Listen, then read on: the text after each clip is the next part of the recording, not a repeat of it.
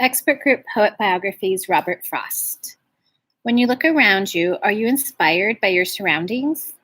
Do the places you visit make you want to write and describe them to people who have never been there? Robert Frost was. Even though he was born in California, Frost is best known for living in and writing about New England. Born in San Francisco in 1874, Frost moved with his mother to Lawrence, Massachusetts, when his father died in 1885. Frost worked very hard at his studies, graduating at the head of his class.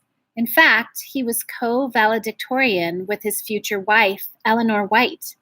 He decided he wanted to be a poet while still in high school, publishing his first poem in his school magazine in 1890. In 1892, he sold his first poem, My Butterfly, an elegy, to a magazine for $15. After marrying Eleanor in 1895, he moved with her to New Hampshire, and together they taught school and worked on their farm. In his free time, Frost continued to write poetry, but struggled to get his work published. In 1912, he and Eleanor sold their farm and moved across the sea to England, where he hoped to find more success as a writer. There, he published his first book, which helped to establish his reputation as a writer. When World War I began in 1914, the Frosts decided to leave England.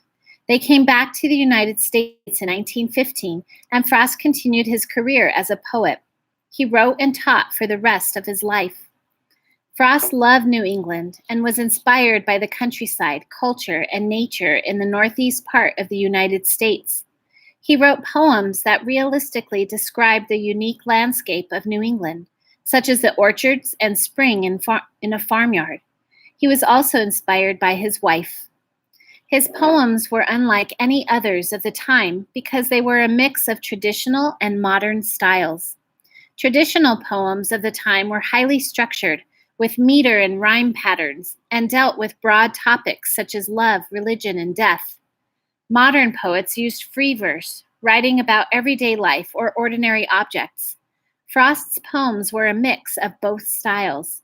His poems weren't quite modern because they had rhyme and rhythm, but they were also not quite traditional because he wrote in an informal conversational style. The themes of Frost's poems were also non-traditional, using imagery or words that helped to see and hear to describe nature and daily life in New England. Often, he wrote in the voice of a New England farmer, and his poems were intended to be read aloud. Frost was an accomplished writer. In 1924, he won the first of 4 Pulitzer Prizes for his book, New Hampshire. He was awarded the Congressional Gold Medal and was chosen to read a poem at President John F. Kennedy's inauguration.